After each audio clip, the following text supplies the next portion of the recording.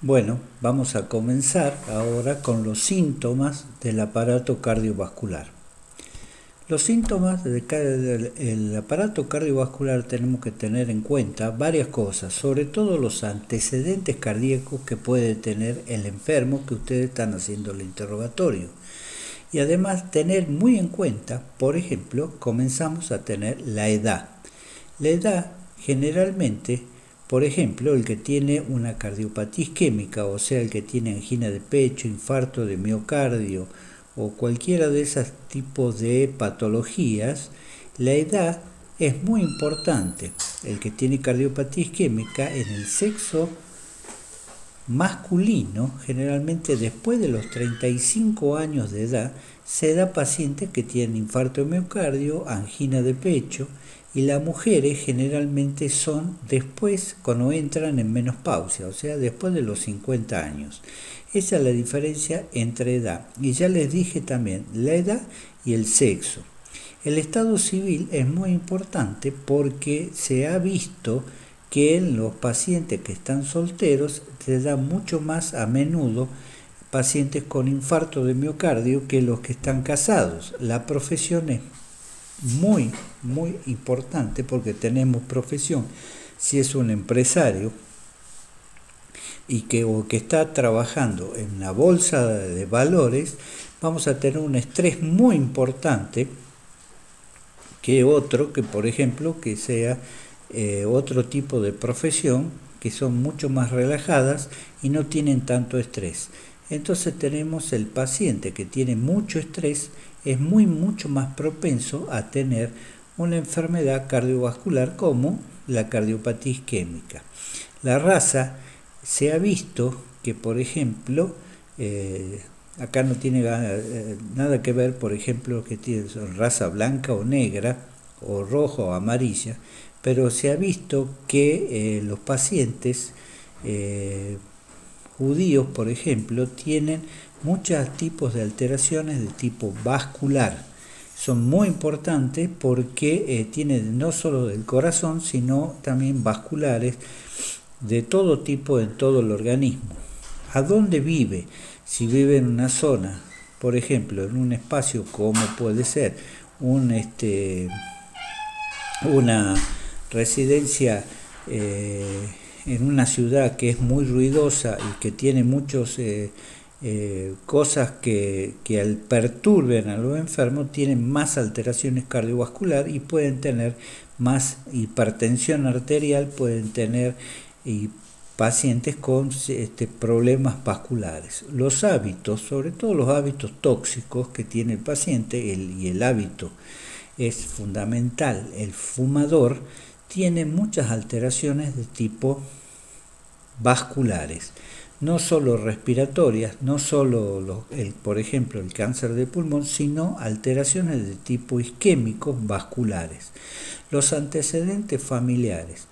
Cuando tenemos antecedentes familiares de otros tipos de enfermedades como hipertensión, diabetes, una madre o un padre que tenga ese tipo de alteraciones, es probable que el paciente tenga problemas cardiovasculares. No quiere decir que herede las enfermedades, sino pueden heredar la predisposición por tipos genéticos. Entonces, ¿cuáles son los síntomas que tenemos en el aparato cardiovascular? Los primordiales son la disnea, que vamos a ver cada uno en particular. La disnea, el dolor, las palpitaciones, los síncopes, edemas y la cianosis. Son los síntomas predisponentes en el aparato cardiovascular. Entonces vamos a comenzar con el primero. ¿El primero cuál era? La disnea. Entonces comencemos con disnea. Es la sensación desagradable de falta de aire. El paciente tiene sed de aire. Esa es la definición por excelencia de disnea. ¿Qué tipo de disnea podemos tener? La disnea es inspiratoria o expiratoria o ambas. Bueno, la disnea del cardíaco es ambas, es inspiratoria y expiratoria. Entonces vamos a clasificar la disnea. La disnea puede ser disnea de esfuerzo, disnea de reposo, disnea continua y la disnea paroxística. La disnea de esfuerzo es el enfermo que a un esfuerzo desusado presenta disnea. Entonces, ¿qué tiene que hacer ese enfermo? Tiene que dejar de hacer ese esfuerzo, esperar un rato, respirar y recuperar la respiración normal. Vuelve a hacer ese esfuerzo y presenta disnea. Ese enfermo, por ejemplo, es el paciente que camina normalmente por la calle y no presenta disnea, pero viene el colectivo y se apresura o corre un poco para tratar de alcanzar el ómnibus y ese paciente presentó disnea. El otro tipo de esfuerzo es un esfuerzo un poco mayor. A lo mejor ese enfermo al correr el colectivo no tiene disnea, pero el enfermo al cambiar una rueda de un auto o al empujar un auto para que arranque, entonces sí tiene disnea. Entonces eso va a dar una clasificación que la voy a dar en estos momentos después, que son de tipo 1, 2, 3 y 4. El que tiene disnea de reposo es el enfermo que está un poco más comprometido con algún fenómeno cardiovascular. Después tenemos la disnea continua, que tiene permanentemente disnea, haga esfuerzo, no haga esfuerzo o esté en reposo. Y la disnea paroxística es aquel enfermo que generalmente es nocturna, se acuesta a dormir y a las 2-3 horas se tiene que levantar forzosamente porque le falta mucho el aire. Entonces se tiene que sentar, abrir las ventanas por más que haga 0 grados de temperatura afuera, o ponerse un ventilador creyendo que así le viene más aire y puede calmar esa disnea. Y esa disnea puede calmar o no calma de acuerdo a qué compromiso tenga el aparato cardiovascular. Entonces tenemos distintos tipos de disnea. El que le acabo de decir es el paciente que se tiene que sentar forzosamente para calmar la disnea. Eso se llama ortopnea. El paciente está en ortopnea, está sentado, pero está sentado porque tiene que calmar la disnea. Entonces, el enfermo está sentado y calma la disnea poniéndose en esa posición, porque si se llega a acostar poniéndose así en decúbito dorsal, ese enfermo comienza nuevamente con disnea. Eso es ortopnea entonces. La platipnea es otro tipo de disnea que el enfermo cuando está sentado pero tiene disnea y cuando se acuesta calma la disnea. Eso es por un problema de tipo pulmonar. Acá no tiene nada que ver el aparato cardiovascular, es por un tipo pulmonar. Y la trepomnea. La trepomnea generalmente cuando un enfermo tiene un derrame pleural y se acuesta del lado del derrame para dejar libre y poder respirar bien con el pulmón del lado que no tiene el derrame pleural, o sea, el lado sano. Entonces, vamos a hablar un poco de la disnea aguda. La disnea aguda es el paciente que presenta una disnea paroxística. Le dije que las disneas paroxísticas generalmente son nocturnas y un grado mayor es el edema agudo de pulmón. La disnea paroxística se produce cuando el enfermo se acuesta a dormir a la noche para dormir, entonces a las 2 o 3 horas de estar durmiendo se levanta en forma desesperada a sentarse porque le falta mucho el aire. Una vez que está sentado, permanece sentado unos minutos, a veces 10-15 minutos sentado, y la disnea calma.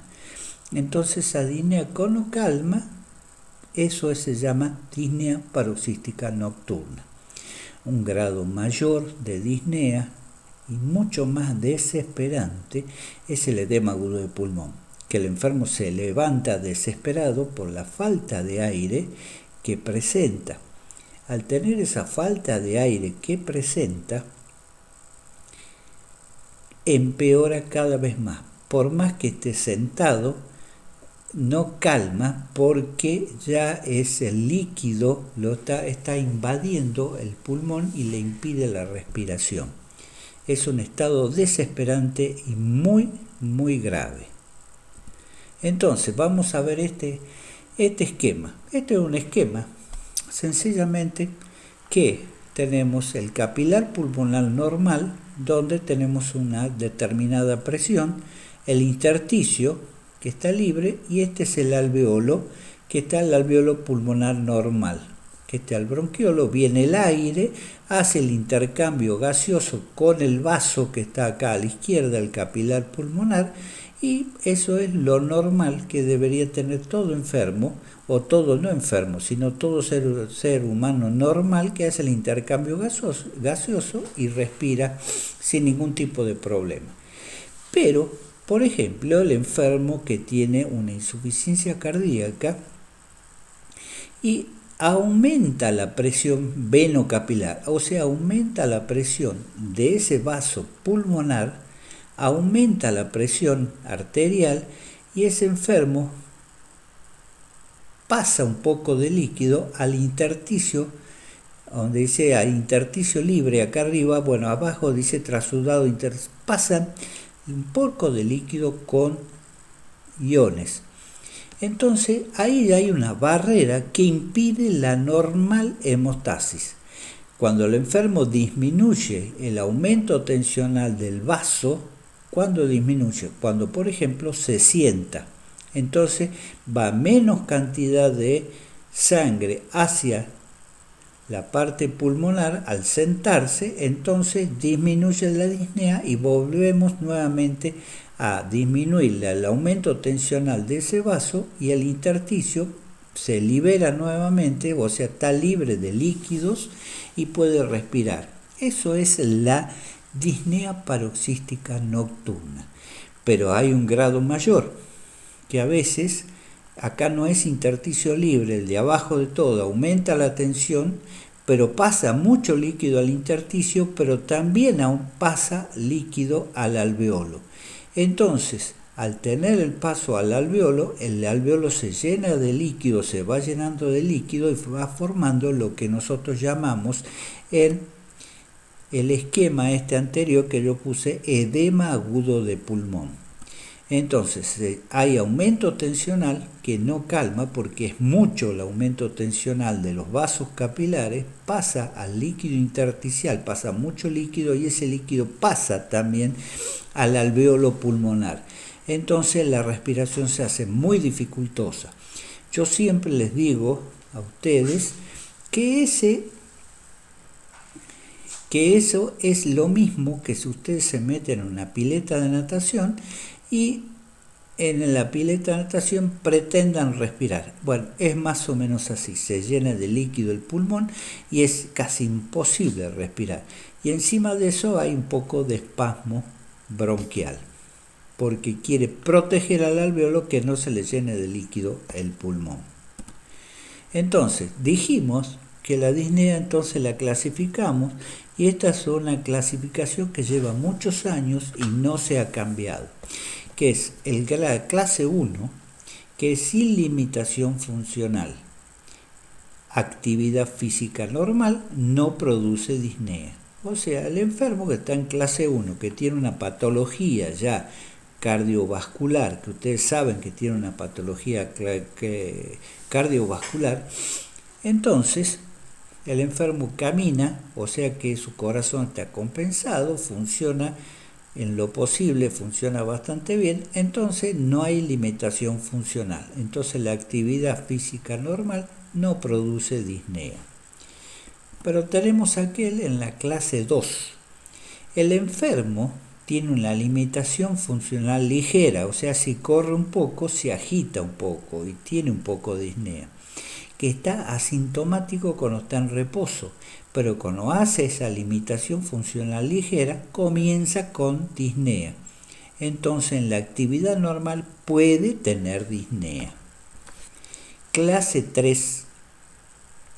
la alimentación funcional es marcada, o sea, los síntomas se producen a los pequeños esfuerzos. Entonces tenemos un enfermo que al bañarse tiene que a veces retomar nuevamente el baño porque tiene que descansar porque tiene un poco de disnea. El enfermo al peinarse tiene disnea.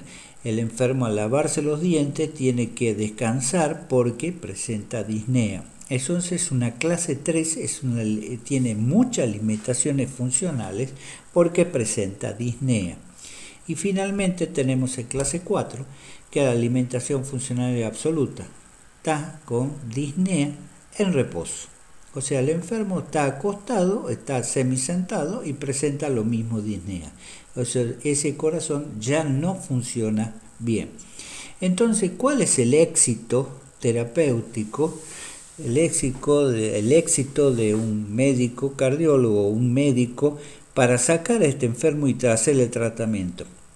El éxito es que pase de un clase 4 a un clase 1. Si lo logran pasar de un clase 4 a clase 1, quiere decir que ese es un tratamiento exitoso. Entonces, vamos a ver, por ejemplo, tenemos valvulopatías que tenemos una evolución. Y esa evolución tenemos una valvulopatía, por ejemplo, una insuficiencia de la válvula aórtica. La insuficiencia de la válvula aórtica, la sangre pasa a través de la aorta, se cierra la válvula aórtica y la sangre no vuelve porque está cerrada. Pero cuando hay alguna patología en la válvula aórtica, esa válvula aórtica no contiene la sangre que va a la aorta, entonces va a la aorta y vuelve. Eso se llama insuficiencia aórtica, que cuando den valvulopatías lo van a ver perfectamente. Entonces ese enfermo anda compensado y sin ningún tipo de problema. Pero cuando es enfermo puede en algún momento comenzar con disnea. Y es porque ya el ventrículo izquierdo ya está insuficiente, no funciona correctamente. Entonces ese enfermo es la evolución natural de un enfermo que tiene una insuficiencia aórtica, si no es operado o con el cambio valvular hecho antes. Lo mismo ocurre con una insuficiencia de la válvula mitral, pasa exactamente lo mismo. Tenemos las miocardiopatías, que son enfermedades del músculo cardíaco. Esas enfermedades del músculo cardíaco tenemos la importancia de tener que llega un momento en que ese músculo cardíaco claudica. Y al claudicar ese músculo cardíaco, el enfermo comienza con disnea. La cardiopatía isquémica es la falta de oxígeno al músculo cardíaco porque está obstruida las arterias que nutren a ese corazón. Entonces, al tener las arterias que no funcionan bien y no nutren correctamente al miocardio, o sea, al músculo cardíaco, se hace insuficiente, entonces el enfermo tiene disnea. Y la cardiopatía hipertensiva, el enfermo el corazón se va fibrosando, y al fibrosarse por diversos motivos en la cardiopatía hipertensiva se hace como un corazón que está como duro y no se contrae correctamente. Ese enfermo también tiene insuficiencia cardíaca por cardiopatía hipertensiva, o sea, un paciente que ha tenido muchos años de hipertensión arterial no ha sido tratado correctamente y ese enfermo fue fibrosando sus fibras, entonces el corazón queda, no hay forma de que se contraiga correctamente, entonces comienza insuficiente y comienza con disnea. Y vamos a tener otro tipo que consulta mucha gente, muchos problemas tiene con personas que consultan por disnea. Y otro tipo que tenemos la disnea suspirosa. La disnea suspirosa es cuando el enfermo tiene muchos suspiros y entonces se preocupa y cree que le falta el aire. Entonces la pregunta cabe: señora, ¿con usted juega o señor, con usted juega al tenis? ¿Le falta el aire? No, juego perfectamente, les dice. Y entonces, esa disnea es una disnea suspirosa que realmente se debe a problemas psicológicos. La neurosis cardíaca se daba a veces en el corazón del soldado. El soldado con mucho estrés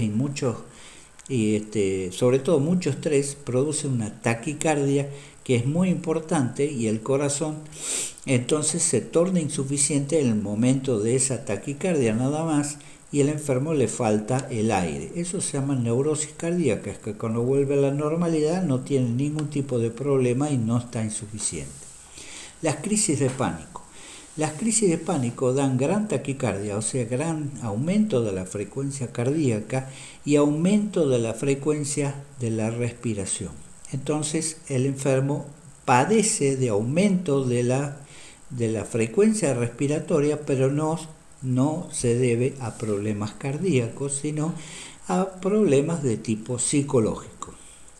Y después están sobre todo la respiración periódica, que ahora ya lo explico. La respiración periódica, que son las respiraciones de Biot, por ejemplo, o las respiraciones de Cheyne-Stokes. Tenemos aquí el enfermo que se levanta a la noche, pues tiene una disnea paroxística, se levanta a la noche y fíjense en los músculos respiratorios, cómo los tiene tensos, y ve él cómo le falta el aire y cómo se sienta en la silla, agarrándose de la silla, como para poder respirar mucho mejor. Es muy gráfico esta figura. Entonces, tenemos los síntomas de disnea de origen no cardíaco. Por ejemplo, tenemos de tipo respiratorio, como las neumonías y bronconeumonías, que disminuyen mucho la capacidad respiratoria y producen disnea. La inhalación de gas tóxico, como el gas mostaza, produce hasta edema agudo de pulmonar, no cardiológico, sino que es pulmonar, invadiendo la parte pulmonar y alveolar, entonces produciendo una gran disnea. Las linfangitis carcinomatosas son lo que se forman por aumento de la cantidad de linfa a través del pulmón, y son metástasis pulmonares. Lo que se produce se llama linfangitis carcinomatosas. El síndrome de la dificultad respiratoria, por ejemplo, puede ser un traumatismo de tórax, donde se rompen más de 3 costillas y produce el síndrome de dificultad respiratoria, que hay que hacer el tratamiento inmediatamente porque lleva a la muerte. El edema pulmonar de las alturas. Si ustedes van y suben a las alturas, la presión parcial de oxígeno disminuye, se abre más la cantidad recluta más alvéolos para poder respirar, y a veces se produce el edema pulmonar de las alturas. Y enfermedades del encéfalo produce tipo disneas, como los traumatismos severos de cráneo. Y esto es el tipo de disnea especial, que es la respiración de Biot, que es una respiración, inspiración inspiración profunda, inmediatamente cortan la inspiración y dan una expiración rápida y casi forzada.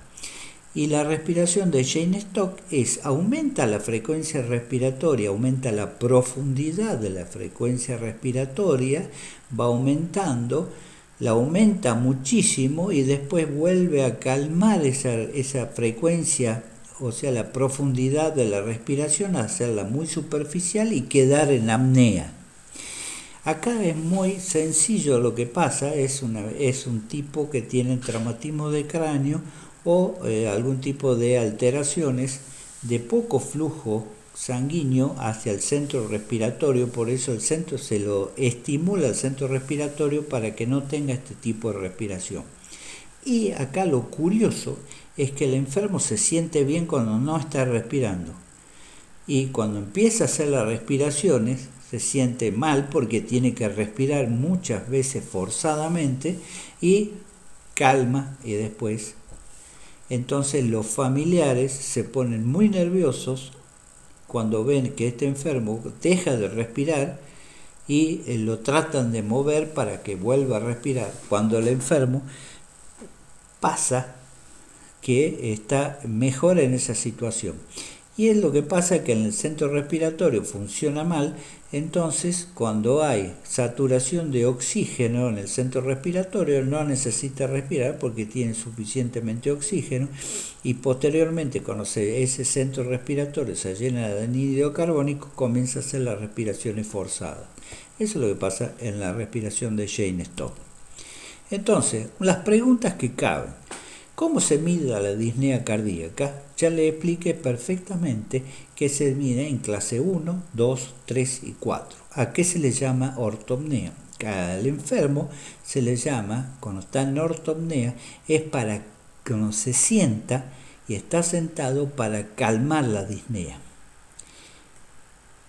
De esto, cómo se manifiesta la enfermedad arterial pulmonar, no es las características, tiene disnea funcional, ya saben cómo son las características, que es la respiración de Cheyne-Stokes, que lo acabo de explicar hace unos instantes. Muy bien, seguimos con otro síntoma, que es el dolor.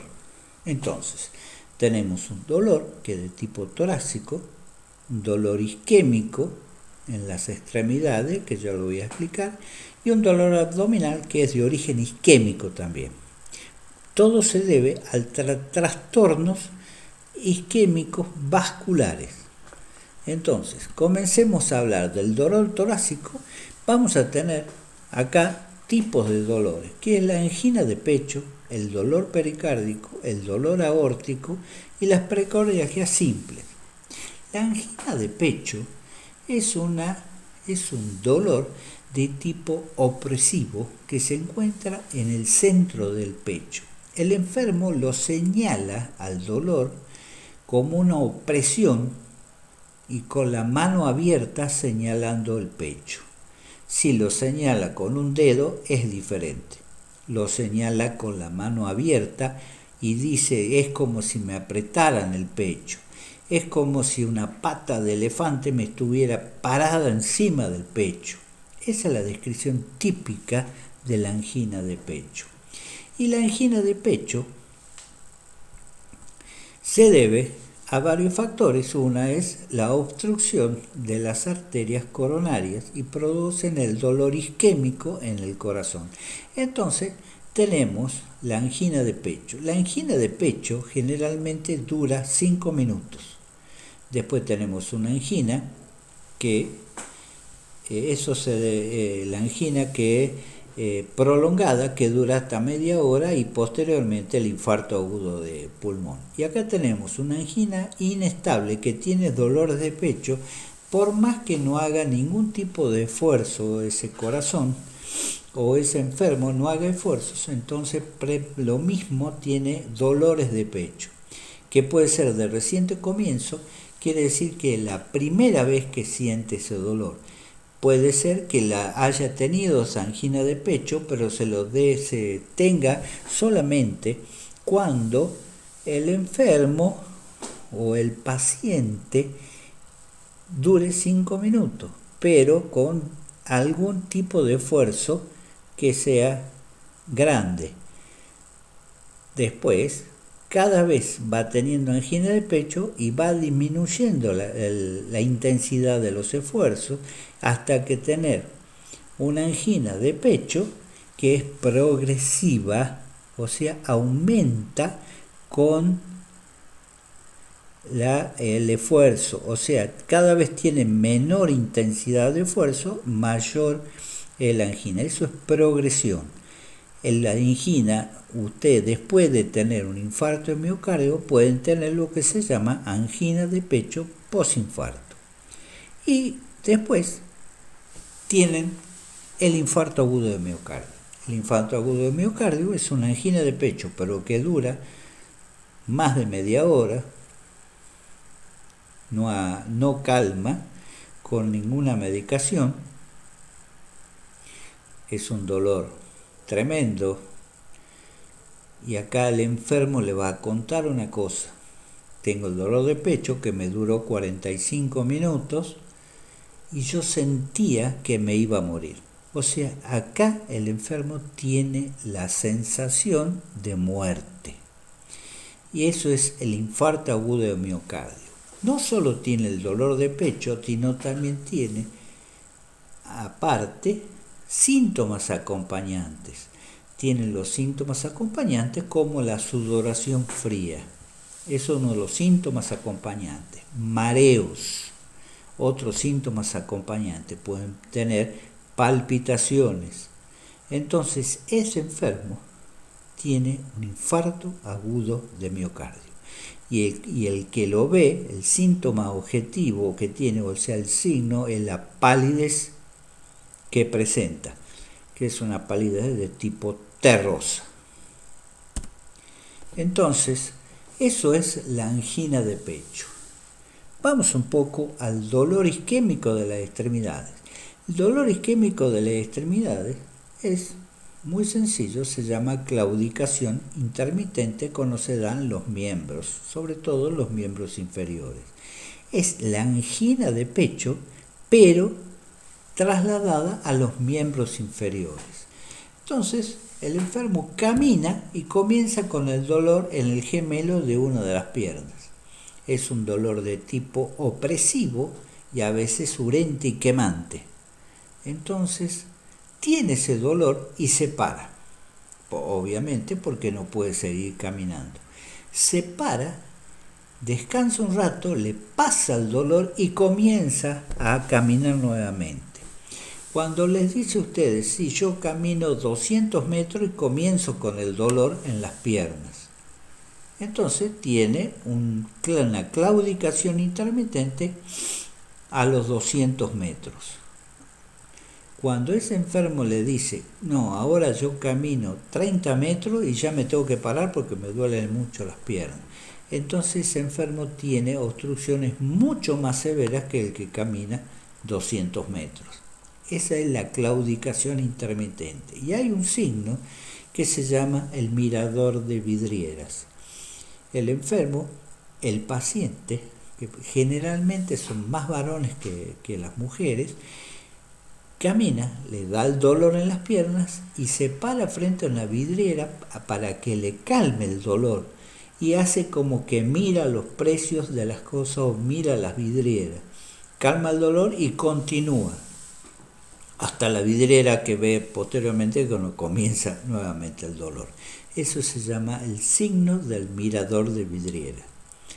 Después tenemos el síndrome de Lerich, que también es una enfermedad o es un dolor en ambos miembros inferiores. Pero acá la obstrucción se encuentra en la división de la aorta, se divide en las ilíacas principales. Y ahí en esa división está la obstrucción. Entonces se da generalmente mucho más en varones. Entonces se le llama la enfermedad de los tres miembros. Miembro inferior izquierdo, miembro inferior derecho y el miembro que falta es el miembro genital masculino, que también comienza con dolor. O a veces el enfermo cuenta que cuando tiene erecciones de su miembro, del pene, ese enfermo presenta mucho dolor.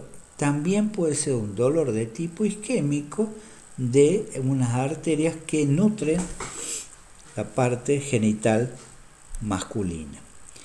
Y después tenemos la claudicación venosa. La claudicación venosa generalmente son las pacientes, digo las pacientes porque la mayoría son el 80% de sexo femenino, presentan varices. Y entonces a veces presentan varices y la enfermedad y la varices, o sea, las venas de los miembros inferiores están enfermas. Y al estar enfermas, ese paciente cuando paran en la parada de un colectivo y se quedan paradas esperando que venga el colectivo, comienzan un dolor tremendo en los miembros inferiores. Tal es así que comienzan a caminar y el dolor comienza a disminuir y paran. Y a veces se hace muy tedioso estar parado, tal es así que a veces se le ponen vendas elásticas para que el sistema venoso profundo sea el que actúe y el sistema venoso superficial no vuelva la sangre por ese medio para que no tenga dolor y edema. Y tiene dolor, edema y los síntomas acompañantes de dolor, edema y cianosis de los miembros inferiores. Y bueno, después tenemos, desgraciadamente, que yo les expliqué, que es la claudicación intermitente. Ese enfermo que tiene claudicación intermitente puede llegar un momento, porque por más medicación mejora o ya sabe que a los 70 metros ya ese enfermo tiene que pararse y no puede caminar si no hace el tratamiento que se debe. Ese enfermo puede tener lo que se llama el dolor en reposo. Ese dolor en reposo se debe en los miembros inferiores a una obstrucción aguda arterial. La obstrucción aguda arterial, entonces, tenemos una característica muy importante, que uno lo va a ver porque es un dolor insoportable en uno de los dos miembros inferiores, lo vemos, va a estar con una palidez. Y la palidez va a ser de tipo marmórea, van a ver como si vieran un mármol blanco. Entonces, ¿qué es lo que tienen que hacer? Presenta el dolor, tiene palidez y le tienen que tomar los pulsos. Si hay ausencia de pulso, entonces estamos en presencia de una obstrucción aguda arterial. Y después tenemos el síndrome del dedo azul, que es el síndrome cuando hay acumulación de sangre venosa que no tiene retorno y el dedo entonces tiene esos tipos de problemas.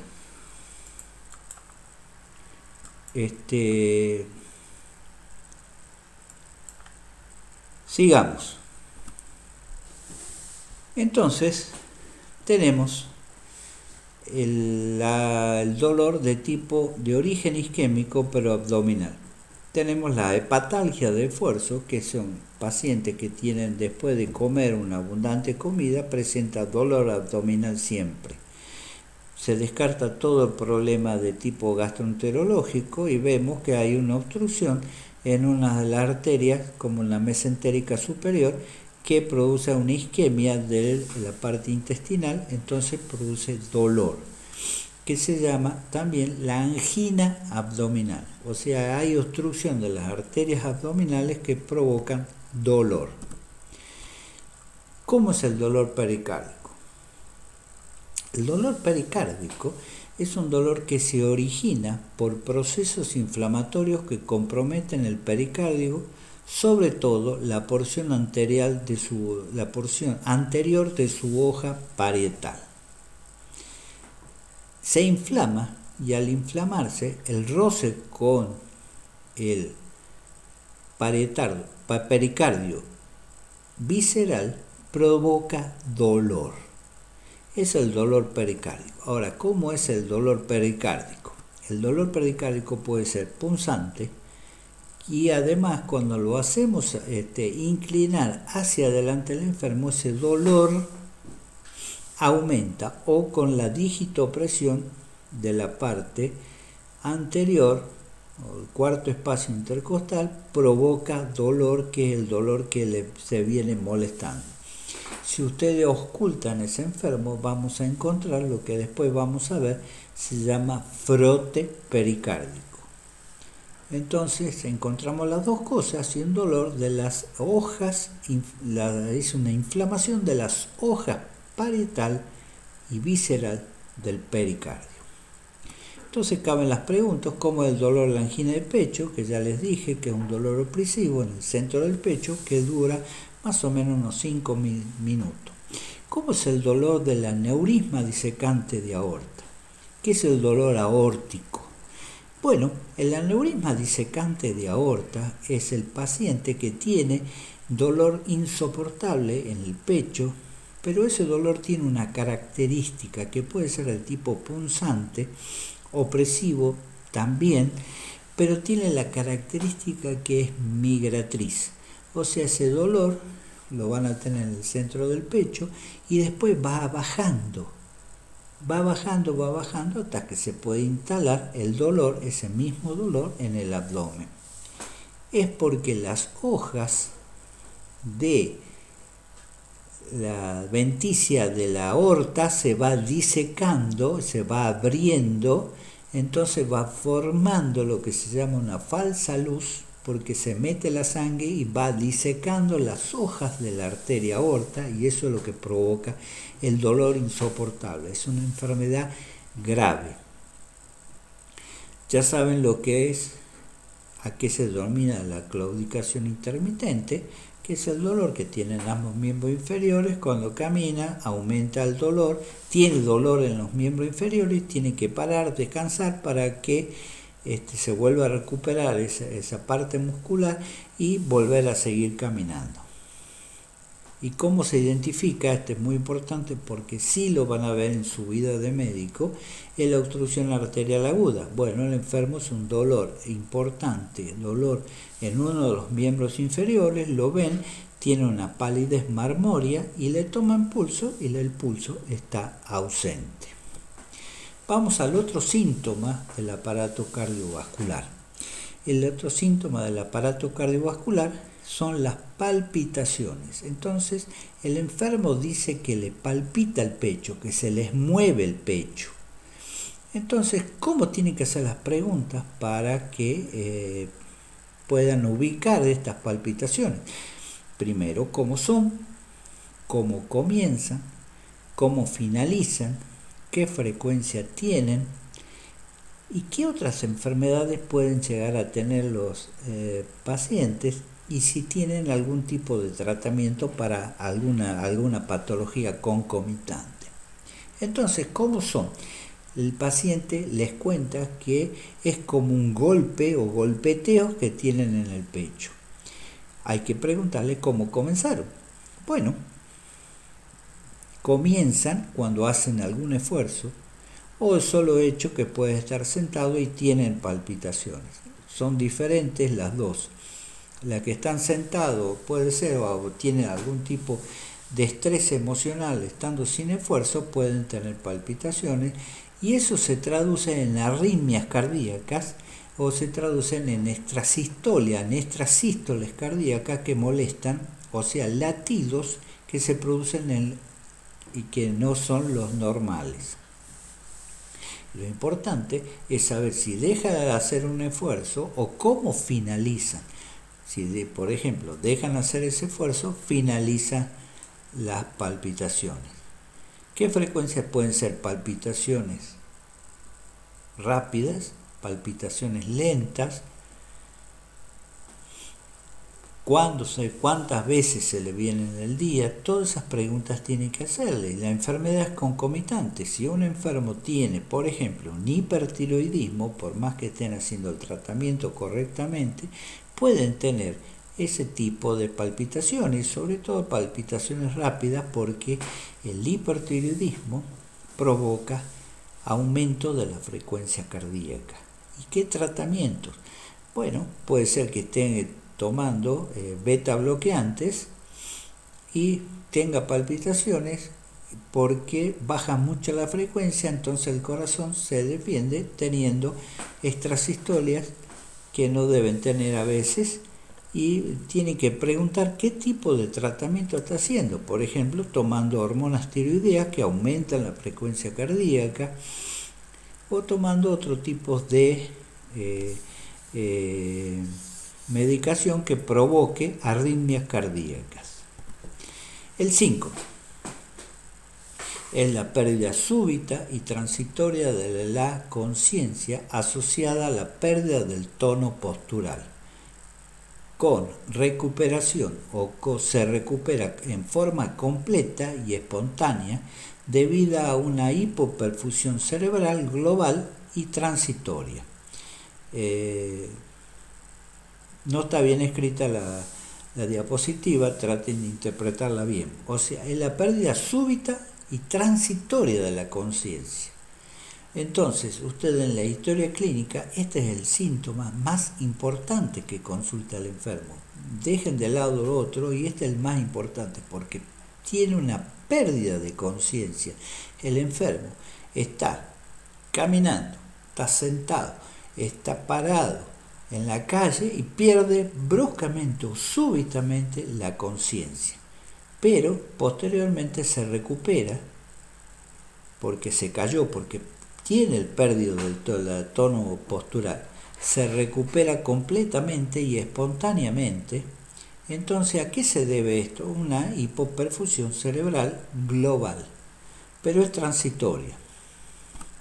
Y se puede dar varias veces. Puede ser un síncope de tipo neurogénico, que tiene algún problema, una isquemia cerebral, una perfusión cerebral por algún motivo y presenta un síncope. Puede ser ortostático, que es muy común de ver en las personas mayores que están acostados y se levantan de golpe porque suena el timbre, suena el teléfono, entonces se levantan de golpe y en ese momento pierden la conciencia porque se levantaron de golpe, pero se recuperan espontáneamente después pero se llama síncope ortostático.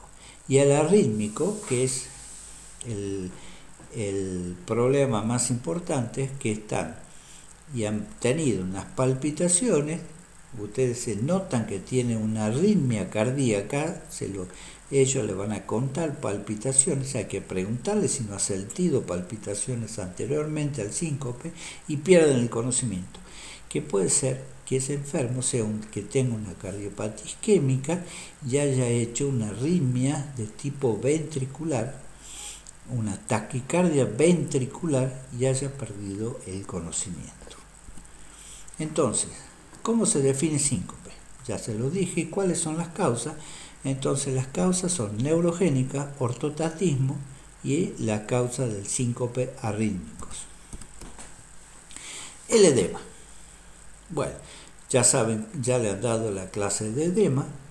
Entonces aquí en el aparato cardiovascular el edema se debe al aumento de la presión hidrostática por insuficiencia cardíaca congestiva o por insuficiencia venosa crónica.